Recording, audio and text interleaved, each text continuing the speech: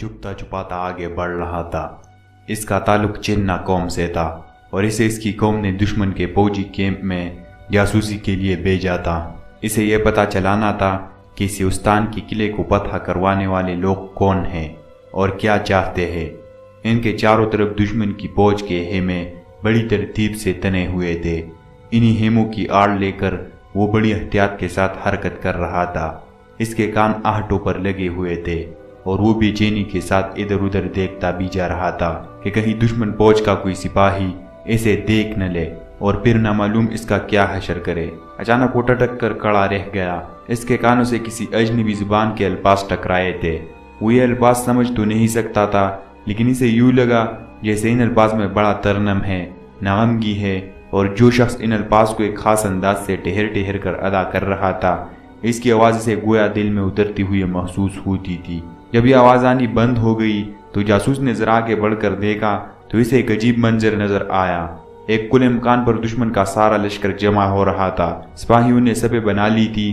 چند لمحوں بعد ایک خوشرو نوجوان آگے بڑھا۔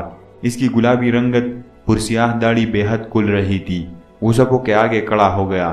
اس نے کچھ کہہ کر ہاتھ اٹھائے اور پھر ہاتھ باندھ لیے، جیسے کسی بہت بڑی ہستی کے سامنے حاضر ہو اور اپنے ادب کا اظہار کرنا چاہتا ہو۔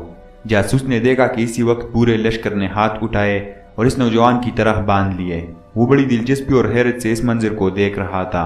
اس نے بڑے غور سے دیکھا کہ صفوں کے آگے کھڑا ہوا نوجوان چند الفاظ کہہ کر کبھی جھک جاتا تو تمام سپاہی اس کی طرح جھک جاتے۔ وہ نوجوان کبھی زمین پر دوزانوں ہو کر بیٹھ جاتا تو اس کے سارے سپاہی فوراً اس کی تقلید کرتے۔ ایسا لگتا تھا کہ پورا لشکر اپنے افسر کے حکم کی سختی سے پابندی کرنا جانتا ہے۔ یہ عجیب فوج ہے، جاسوس نے دل میں سوچا۔ انہوں نے ابھی سیستان کا قلعہ فتح کیا ہے، قلعہ چھوڑ کر بھاگنے والے واپس بھی آ سکتے ہیں۔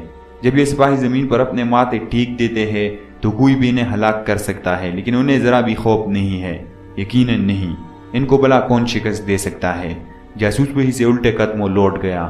اپنی قوم میں جا کر اس نے کہا، میں نے ان لوگوں میں جو اتفاق اور اتحاد دیکھا ہے، اس کے بعد مجھے یقین ہے کہ ان پر کوئی فتح نہیں پا سکتا۔ چننا قوم کے بڑے بوڑھوں اور سرداروں نے جب اپنے ہم قوم کی یہ بات سنی تو وہ سوچ میں پڑ گئے۔ پھر انہوں نے فیصلہ کیا کہ ہمیں قیمتی تحفے لے کر قلعہ کے فاتح سالار کے پاس چلنا چاہیے۔ انہوں نے بیش قیمت تحائف اکٹھے کیے اور دشمن کے فوجی پڑاؤ کی طرف چل پڑے۔ وہاں پہنچ کر انہوں نے دیکھا کہ دسترخوان بچھائے جا رہے ہیں اور پورا لشکر کھانا کھانے کی تیاریاں کر رہا ہے۔ انہوں نے پوچھا اس فوج کا سپہ سالار کون ہے؟ سپاہیوں نے انہیں سپہ سالار تک پہنچا دیا۔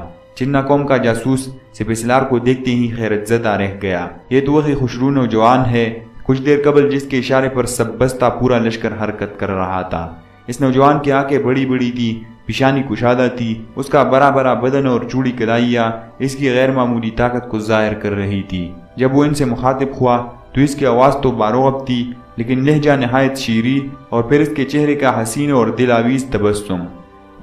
نوجوان سپہ سالار کی شخصیت نے آنے والوں پر سحر طاری کر دیا تھا۔ اس نے انہیں اسلام کی دعوت دی، انہیں اس آپاکی دین کی خوبیوں سے آگاہ کیا۔ کچھ دیر بعد چننا قوم کے اس وقت کے ارکان کی زبانوں پر کلمہ توحید جاری تھا۔ دلوں کو فتح کرنے والے یہ نوجوان سپہ سالار تھے فاتح سندھ محمد بن قاسم، جن کی ولولہ انگیز قیادت میں سندھ کو باب الاسلام بننے کا شرف حاصل ہوا اور جن کے بے مثال جرت، ہوشمندی اور فراست کی بدولت مختصر سے عرصے میں اسلام کی روشنی نے ایک وسیع علاقے کو منور کر دیا۔ عالم اسلام کا یہ عظیم جرنیل 75 ہجری یعنی 694 یا 695 عیسوی میں طائف کے مقام پر پیدا ہوا۔ یہ وہ دور تھا جب عبد الملک بن مروان خلیفہ المسلمین تھے۔ انہوں نے حجاج بن یوسف کو 75 ہجری میں مشرقی ممالک کا حاکم اعلیٰ مقرر کر دیا تھا۔ حجاج بن یوسف نے اپنے بھائی محمد بن قاسم کے والد کو بصرہ کا گورنر نامزد کیا۔ خیال ہے کہ اس کے بعد محمد بن قاسم کی تربیت بصرہ ہی میں ہوئی۔ آپ کی کنیت ابو بہار تھی کیونکہ آپ ایک خوشبودار پھول بہار اوبر کو پسند کرتے تھے۔ اس زمانے میں بصرہ ایک بڑا علمی، ثقافتی اور عسکری مرکز تھا۔ صحابی رسول صلی اللہ علیہ وسلم حضرت انس بن مالک رضی اللہ تعالیٰ عنہ اس وقت وکیل خیاط تھے۔ اس کے علاوہ امام حسن بصری رحمۃ اللہ علیہ اور امام محمد بن سیرین رحمۃ اللہ علیہ بھی اپنے علم سے لوگوں کو فیضیاب کر رہے تھے۔ قبیلہ بنو ثقیف سے تعلق رکھنے والے اس بہادر سپوت کے سر سے والد کا سایہ بچپن ہی سے اٹھ گیا اور اس کی تربیت کے تمام تر ذمہ داریاں والدہ حبیبہ پر آ پڑی۔ والدہ نے اپنے پیارے بچے کی بہت اچھی تربیت کی اور اسے دینی تعلیم سے آراستہ کرنے کے ساتھ ساتھ مجاہدانہ اوصاف سے مزین کرنے میں کوئی کسر نہیں چھوڑا۔ محمد نے نوجوانی کی دہلیز پر قدم رکھا تو فوج کی ملازمت اختیار کر لی، جہاں قابل اور تجربہ کار فوجی افسران کے زیر تربیت ان کی صلاحیتیں اور نکھر کر سامنے آئیں۔ اس کم سن نوجوان نے لڑائی کے تمام مروجہ طریقوں پر اتنی عمدگی سے اس قدر جلد دسترس حاصل کر لی کہ صرف 14 سال کی عمر میں اسے فوج کے اعلیٰ عہدے کے لیے موزوں قرار دے دیا گیا۔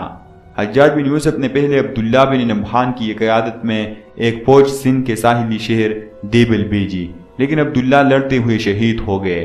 پھر بدیل بن زحفہ کو، جو عمان میں تھے، حکم ملا کہ مکران کے گورنر سے 3000 سپاہی لے کر دیبل پر حملہ کرے، لیکن بدیل نے بھی لڑائی میں شہادت کا مرتبہ پایا۔ حجاج نے اپنے 2 سپہسالاروں کی شہادت کے بعد فیصلہ کیا کہ سندھ پر منظم حملے کی ضرورت ہے۔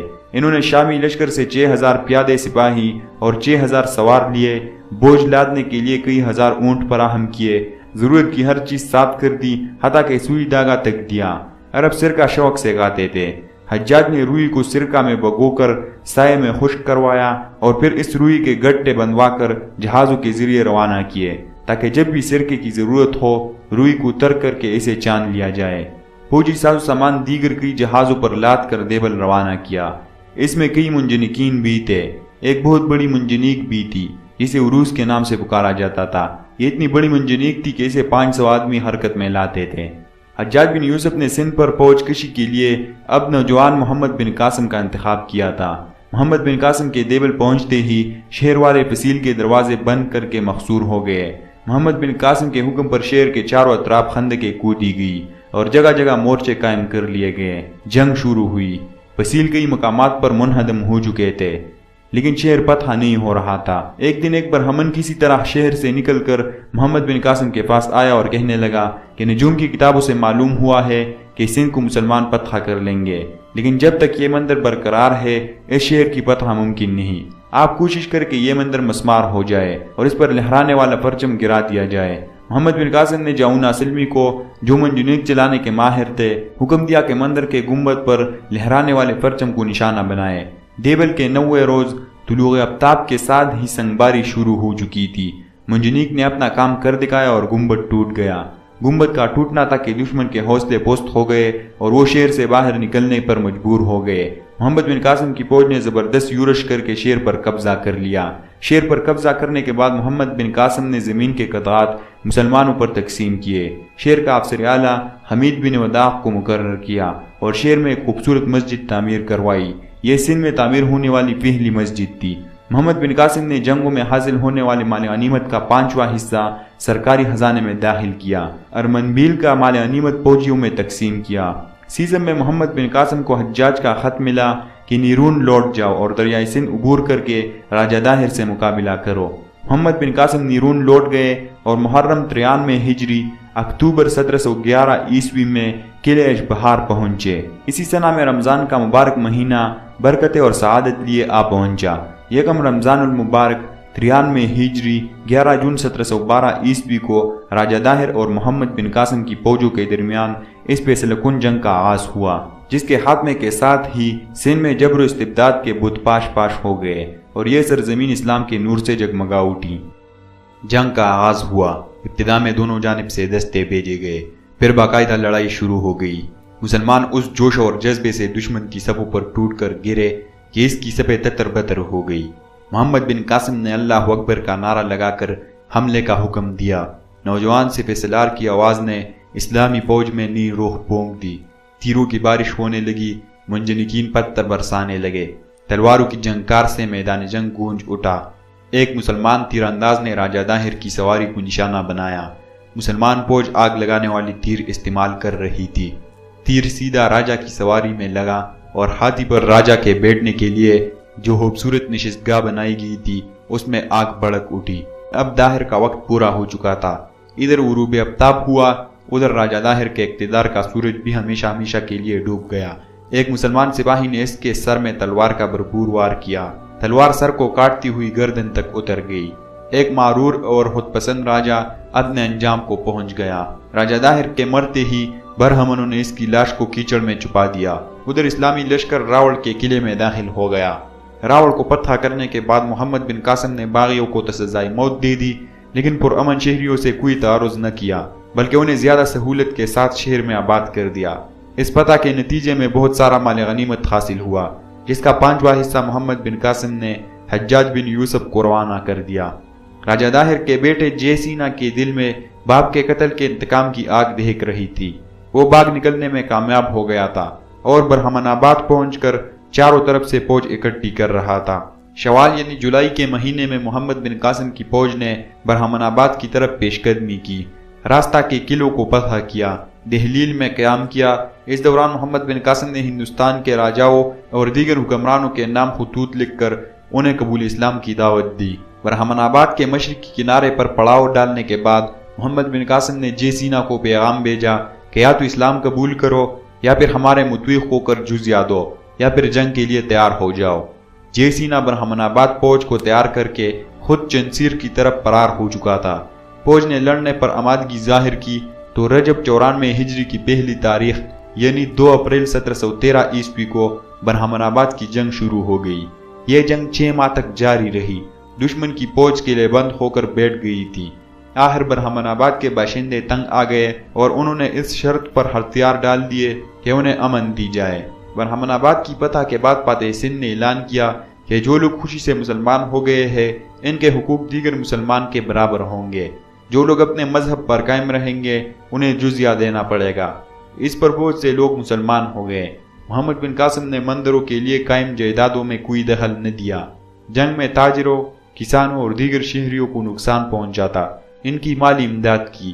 مالگزاری وصول کرنے کے لیے جن برہمنوں کو مقرر کیا انہیں تاکید کی کہ رعایا پر ظلم و زیادتی نہ ہونے پائے۔ فتح ملتان کے بعد محمد بن قاسم نے شہر میں ایک شاندار مسجد تعمیر کروائی، اطراف کے علاقوں کے انتظامات کیے۔ اس کے بعد فاتح سندھ قنوج پر فوج کشی کرنے والے تھے کہ شوال 95 ہجری میں حجاج بن یوسف کا انتقال ہو گیا۔ محمد بن قاسم نے مشرقی ممالک کے نئے حاکم اعلیٰ کے تقرر تک قنوج پر فوج کشی کا ارادہ ملتوی کر دیا اور بیلمان اور کیرج کے علاقوں کو فتح کر لیا۔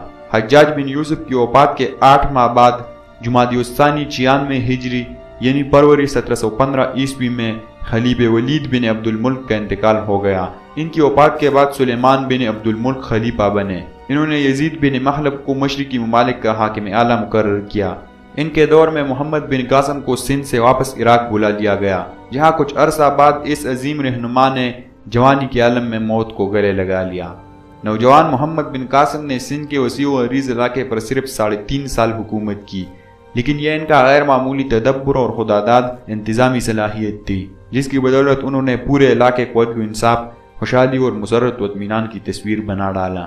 انہوں نے سندھ میں جو علاقے فتح کیے عموماً ان کے قدیم حاکموں سے اطاعت کا اقرار لے کر انہی کو حکومت پر بحال رکھا۔ صرف انتظامات بہتر بنانے اور نظام انصاف کو تقویت دینے کے لیے ان کے ساتھ مسلمان افسران بھی مقرر کیے جاتے تھے۔ پولیس اور فوج میں زیادہ تر سندھ کے نو مسلم باشندے تھے۔ مالیات کی تحصیل کا باقاعدہ شعبہ قائم کیا گیا۔ جو قومیں مسلمان ہوئی ان کی زمینوں پر عشر وصول کیا جاتا تھا۔ لگان اور خراج سے جو رقم حاصل ہوتی تھی اس کا بڑا حصہ ملک میں رفاہ عامہ کے کاموں پر صرف کیا جاتا تھا۔ مالگزاری کی وصولی، حساب کتاب وغیرہ برہمنوں کے ذمے تھی۔ کسانوں کو طرح طرح کی سہولتیں دیے۔ جن کاشتکاروں کے ہاں پیداوار کم تھی ان پر سرکاری لگان معاف کر دیا گیا۔ معاشرے میں بعض طبقوں کو پست اور ذلیل سمجھا جاتا تھا۔ محمد بن قاسم نے ان طبقوں کو عزت اور احترام دلوایا۔ تاریخ میں ایسی مثالیں بہت کم ملتی ہے کہ ایک نوعمر سپہ سالار نے صرف 3.5 سال کے عرصے میں ایک ایسی قوم کو اپنا مطیع ہی نہیں بلکہ گرویدہ بنا لیا جو اس کی کٹر دشمن تھی۔ یہ محمد بن قاسم کا مثالی حسن سلوک تھا، ان کی رواداری تھی، ان کی نرم مزاجی اور رحم دلی تھی، جس کی بدولت اہل سندھ اپنے نوجوان پرمانروا سے پرستش کی حد تک محبت کرنے لگے۔ یہ محبت آج بھی زندہ ہے اور آنے والی نسلیں بھی اپنے محسن محمد بن قاسم کو یاد رکھیں گے۔